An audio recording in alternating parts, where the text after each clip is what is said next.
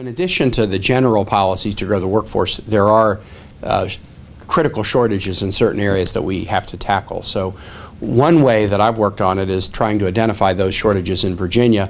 Cyber is a good example. We have a critical need for cyber-trained professionals nationally and in Virginia. A lot of cyber jobs are going unmet.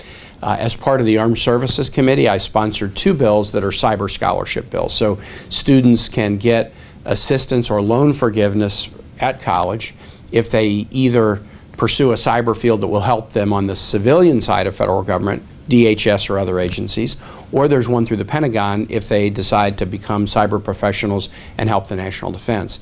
These 2 programs, which I authored in the National Defense Authorizing Acts in the last few years with Republican colleagues, have come into effect, and we're now working with universities, including universities in Virginia, Hampton as an example, to try to train more cyber professionals. So that's a skill area that's very critical that we need to focus on.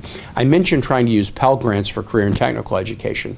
We see certain fields like welding and other trades where we are significantly short and have to bring in workers on foreign specialty visas. And so in those particular areas, if we could make Pell Grants available, not just for the 14-week-long college semester course, but for intense career and technical training, that would also help us start to identify or fill some skills gaps.